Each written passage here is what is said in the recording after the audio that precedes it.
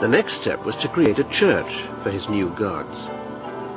A writer friend called Lloyd Eschbach later recalled how, after a dinner in the late 1940s, Hubbard had said, "I'd like to start a religion. That's where the money is." Mother, please. Mother, please. Don't do this. Down your life with it, child, but don't do this. Well, God, I guess you're my best friend, being as I invented you. You believe in God, Charles? Sure, I believe in myself. Why wouldn't I? Which one? Custom design, or you might call it designer emotional states, Right. designer emotional capacity, designer emotional transitions.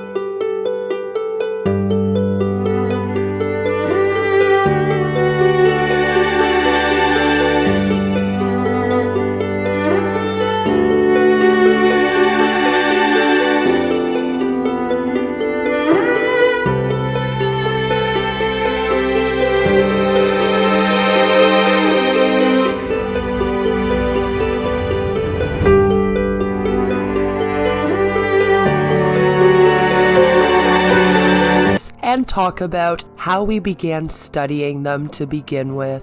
Cult. A fringe group characterized by fanatical devotion to common spiritual or philosophical beliefs or an individual cult figure. The organizing principles or religion of an unorthodox, fanatically devoted group. Synonyms: sect, religion, craze, devotion, furor, unorthodox, faction, clique, mania. The origin is Latin cultus, meaning worship. In modern English, a cult is a social group that is defined by its unusual religious, spiritual, or philosophical beliefs, or by its common interest in a particular personality, object, or goal. This sense of the term is controversial, having divergent definitions both in popular culture and academia, and has also been an ongoing source of contention among scholars across several fields of study. An older sense of the word cult involves a set of religious devotional practices that are conventional within their culture and are related to a particular figure and are often associated with a particular place. References to the cult of a particular Catholic saint or the imperial cult of ancient Rome, for example, use this sense of the word. According to Wikipedia, while the literal and original sense of the word remains in use in the English language, a derived sense of excessive devotion arose in the 19th century. Beginning in the 1930s, cults became the object of sociological study in the context of the study of religious behavior. Since the 1940s, the Christian countercult movement has opposed some sects and new religious movements, labeling them cults because of their unorthodox beliefs. Since the 1970s, the secular anti-cult movement has opposed certain groups, and in reaction to acts of violence which have been committed by some of their members, it has frequently charged them with practicing mind control. Scholars in the media have disputed some of the claims and actions of anti-cult movements, leading to further public controversy. Am I a part of the anti-cult movement? Sociological classifications of religious movements may identify a cult as a social group with socially deviant or novel beliefs and practices. Although this is often unclear, other researchers present a less organized picture of cults, saying that they arise spontaneously around novel beliefs and practices. Groups labeled as cults range in size from local groups with a few followers to international organizations with millions of adherents. Sociological classifications of religious movements. Various sociological classifications of religious movements have been proposed by scholars. In the sociology of religion, the most widely used classification is the church sect typology. The typology states that churches, ecclesias, denominations, and sects form a continuum with decreasing influence on society. Sects are breakaway groups from more mainstream religions and tend to be in tension with society. Cults and new religious movements fall outside this continuum and, in contrast to aforementioned groups, often have a novel teaching. They have been classified on their attitude towards society and the level of involvement of their adherents. This church sect typology has its origins in the work of Max Weber. The basic premise is that there is a continuum along with religious fall, ranging from the protest-like orientation of sects to the equilibrium maintaining churches. Along this continuum are several additional types, each of which will be discussed in turn. Here is Max Weber, 1864 till 1920, and he was one of the first scholars to study cults. Many labels are commonly employed by non-sociologists to refer to religions and tend to be used interchangeably. Sociologists, when speaking technically, will not use these labels interchangeably as they are designations for religions with very specific characteristics. These differing religions are often classified by sociologists as ideal types.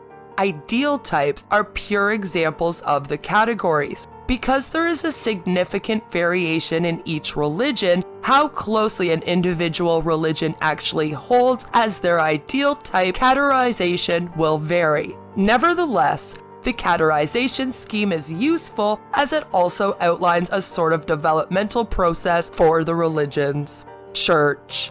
A church is a religious organization or congregation or community that meets in a particular location. Many are formally organized with constitutions and bylaws, maintain offices, are served by clergy or lay leaders, and in nations where this is permissible, often seek non-profit corporate status.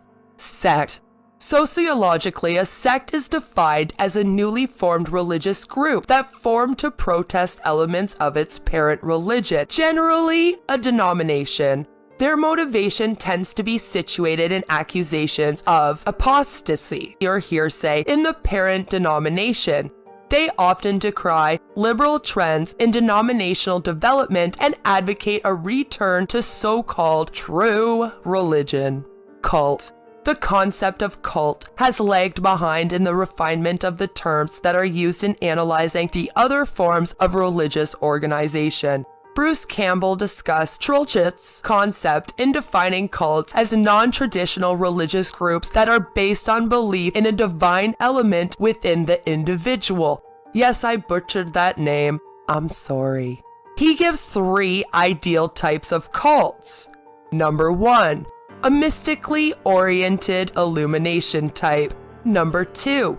An instrumental type in which inner experience is sought solely for its effects. And number 3. A service-oriented type that focuses on aiding others. We will be distinguishing the cults that we discuss within these 3 groups. Classification by origin and development. In standard sociological typology, cults are, like sects, new religious groups, but, unlike sects, they can form without breaking off from another religious group, though this is by no means always the case. The characteristic that most distinguishes cults from sects is that they do not advocate a return to pure religion, but rather promote embracing something new or something that has been completely lost or forgotten. For example, lost scriptures or new prophecy. Cults are also much more likely to be led by charismatic leaders than are other religious groups, and the charismatic leaders tend to be the individuals who bring forth the new or lost component that is the focal element of the cult. Cults, like sects, often integrate elements of existing religious theologies, but cults tend to create more esoteric theologies synthesized from many sources. According to Ronald L. Johnstone, cults tend to emphasize the individual and individual peace. Cults like sects can develop into denominations. As cults grow, they bureaucratize and develop many of the characteristics of denominations. Some scholars are hesitant to grant cults denominational status because many cults maintain their more esoteric characteristics. But their closer semblance to denominations than to the cult type allows classifying them as denominations. Sample denominations in the US that began as cults include Christian Science and the Nation of Islam. Rodney Stark and William Bainbridge. In 1975, the sociologists Rodney Stark and William Sims Bainbridge distinguished three types of cults classified on the basis of the levels of organizational and client or adherent involvement. Audience cults, which have hardly any organization because participants or consumers lack significant involvement. Client cults, in which the service providers exhibit a degree of organization in contrast to their clients. Client cults link into moderate commitment social networks through which people exchange goods and services. The relationship between clients and the leaders of client cults resembles that of patients and therapists. Okay, maybe that one's MLMs.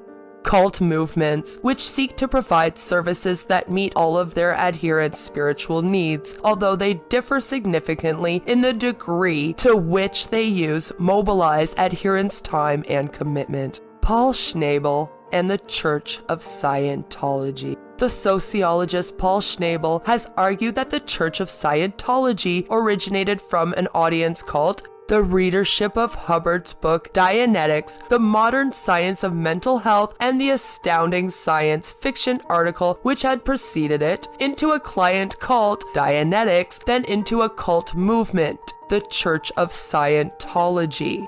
And in our next video, we are going to be discussing the Church of Scientology. Scientology was founded in December of 1953 by L. Ron Hubbard. The cult is still accepting members today. During this series, we are going to deep dive the Church of Satan, which was founded on April 30th, 1966 by Anton Sandor LaVey, which is also still running today. Their high priest is Peter H. Gilmore at the moment. We will also be discussing Charles Manson and the family and Aleister Crowley. I plan on taking us on a journey through time in order to try to understand what is a cult and why, after hundreds of years and so much study, do we, as humankind, the most intelligent species on Earth, still join and not fully grasp what a cult is. So please give this video a like, share it, in case someone you know has fallen victim. Your own neighbors could be in a cult. Many even run online, and we will be analyzing those also. You never know whom has been affected by cults. So let's all discover together what is a cult, and maybe even how do we stop them.